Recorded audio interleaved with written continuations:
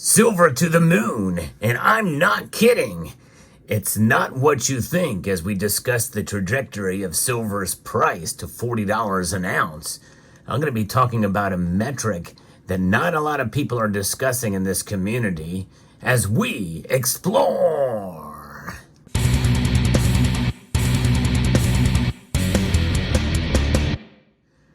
There are a lot of different things to watch out for and look for with regards to silver's price move in one direction or another. And I'm going to be talking about something that is not discussed too often in this community. I'm going to talk about it here, but first let's discuss what this means about silver to the moon. Well, it's an analogy, right? And I'm going to be referencing a piece from Streetwise Reports that discusses that and other things. And we want to kind of take a look at silver from both sides. The bullish and bearish side, because, well, we've been bearish because we've been embarrassed by silver's price performance for so long. Many of us find it difficult and hard to really get excited about silver going up so high, especially getting close to the big numbers, like a big 40, the big 40, which is a number that I would not really seriously entertain much before the big move that we saw recently. But, and again, with silver trading above $30 an ounce, and most of us feel it's long overdue. And $50 an ounce is something that is still quite out of the realm of reality for most of us. And some people feel that if it does get to $50 an ounce, well, then the sky is the limit. But I don't see that at all. We got near $50 an ounce in 2011 and in 1980, and we saw what happened then. We know that if one thing you can count on in this cruel world, especially for silver stackers, is that it will always let you down. The golden rule when investing in silver is to not get your hopes up. And that's something that I've been talking about on this channel for quite a long time. Many people misinterpret it as being negative. It is not being negative, it is being realistic. Why? Well, because of the fluctuation of the markets. Silver is a very small market, but it is also a pretty complex market. Just ask silver squeezers back in 2021. This ain't no GameStop or AMC. We have this to contend with. Dollars, the strength of the dollar amidst rising inflation. The dollar strength is something to be, not to be, toyed with. It is something that is very strong and will continue to be as long as the dollar dominates around the world.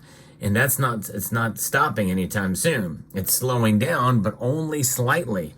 And so we have that to contend with. And that means that there is suppression of silver because of the dollar strength due to what the Federal Reserve does.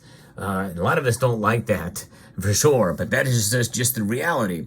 But it does not change the dynamics of what silver is about. You've heard me talk about that as well, too. It's been disappointing its champions since 1873, when America's Coinage Act, known as the crime of 1873, got rid of the standard silver dollar altogether, and with bimetallism. Essentially, the Cross of Gold speech was given more than 20 years later by William Jennings Bryan, the Democrat populist presidential candidate, is a case in point.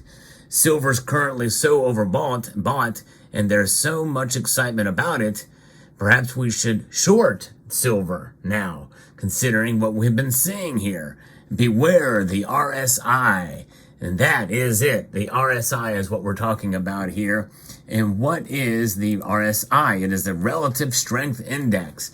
And it is something that is used in technical analysis for momentum, to indicate momentum. It measures the speed and magnitude of a security or a stock, or in this case, a commodity's recent price changes to evaluate overvalued or undervalued conditions in the price of that commodity. So there is an oscillator, sort of a line graph, and it goes from a scale of 0 to 100, which makes sense. And the indicator was developed by J. Wells Wilder Jr. and introduced in 1978. It could do more than just point to overbought and oversold securities. It can also indicate securities or commodities that may be primed for a trend reversal or corrective pullback in price. Not to say that it necessarily is an indicator or a predictor but people use it and use it in technical analysis to be able to make calls. It can signal when to buy and sell. Some of you may have even seen it with some of the technical analysis when they'll have things to say whether something is a strong buy, a very strong buy, or just a buy or sell. Traditionally, an RSI reading of 70 or above indicates an overbought situation. And that's what we have been seeing. I'll talk about that here in a moment with silver. And it indicates this overbought situation. A reading of 30 or less indicates an oversold situation. So that is pretty amazing when you see it. And I'm looking over here now, and I can see there's different ways where you can test it out over the course from a 1 month to 1 minute. TradingView has something like this, as well as Investopedia or investing.com rather, has these analysis with technical indicators of when to sell and when to buy, based off of ranges from 1 month down to 1 minute. And, over the past 1 month, silver has been a strong buy situation. But the relative strength index for silver over the course of a month has been about 67.5. Very, very close to an overbought situation. And if you look at it from 1 minute ago, and actually right now the markets are closed, it's well below. It's in a neutral position of 45.89. And that indicates from a summary that it's a sell. It goes from strong sell to strong buy to sell, buy, and neutral conditions here. And looking over the course of the past couple of years, since really 2021, we've not seen anything strongly above 70 until the last couple of months here, since April, when silver was definitely overbought. And that is something. Its potential and its propensity to disappoint when it's an overbought situation. There's ways to invest, obviously, when you think about that. But let's take a look back through the course of time. It is one of the 7 native metals, silver is, that can be found in nature in pure form. Now, you can't just go out into the desert and find yourself a silver nugget. There were days when that was possible, but most of the silver is mined primarily deep down in the ground, like gold. But gold actually can still be found in nugget form. But very, very rarely do you find silver in that state. But mining it, when you find it in rocks and the like, it is in pure form, or mostly pure form. And human beings have been using silver since the dawn of civilization, and even before. It goes back thousands of years, and even more thousands of years before it was really utilized as money, which is around 700 BC in Turkey, was once known as Lydia. And its first use essentially was as jewelry, but then as money. Silver shekels, which are about 1/4 of an ounce, were currency in ancient Mesopotamia long before the invention of coinage. The words silver and money, argent in French, plata in Spanish, are interchangeable in numerous languages, ancient and modern. And look at the nation of Argentina right now. Argentina, from the same root word. Silver even has its own planet. That's right. Sun is yellow, and so it's the gold planet, or the gold star, pun intended there. But the moon, which is also used in a lot of different cultures, is known as the silver light, or the silver planet.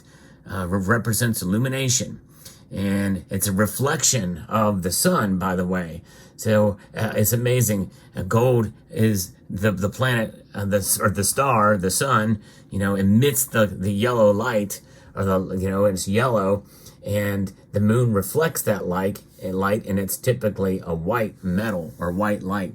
And of course, we look at it for the day of the week, Monday being the moon day. There you go, Monday. And silver's use as money started to die after the gold rushes of the 19th century dramatically increased the world gold supply, so that by 1900, every major nation in the world except China was on a gold standard. Bimetallism was a thing of the past. And by the way, since 1900, there's been exponential amount of silver mining as well as gold mining, by the way.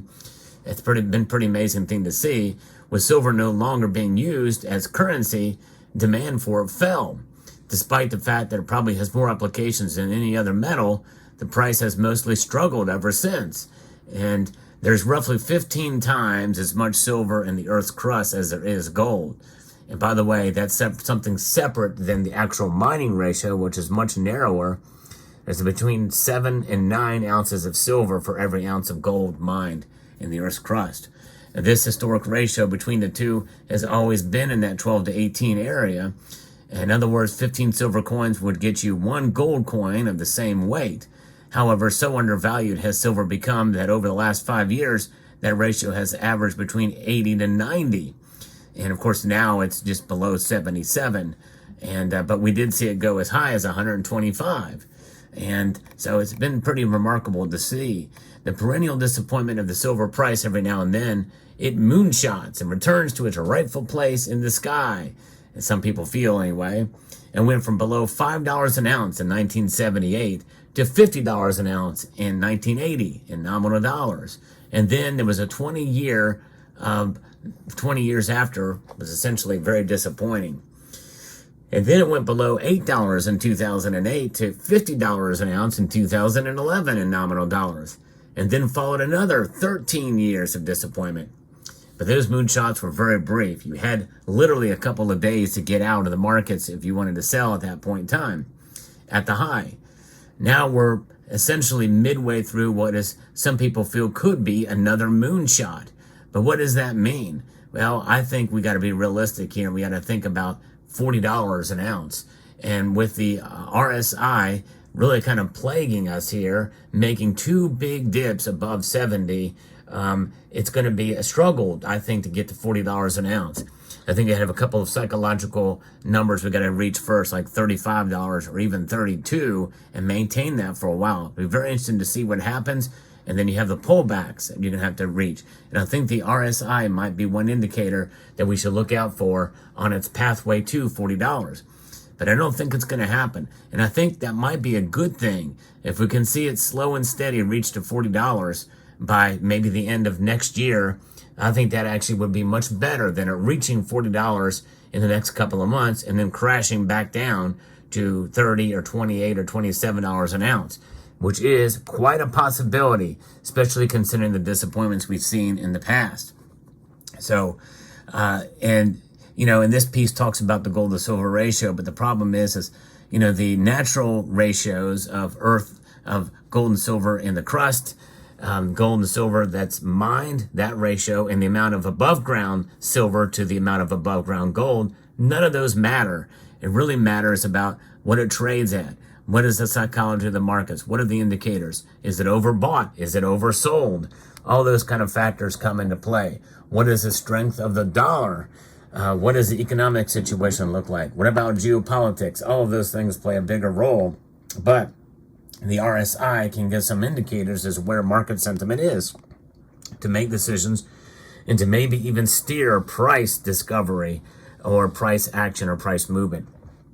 So those are the things to keep in mind here as we talk about or we assimilate where the market conditions are and assess where the price is going to go.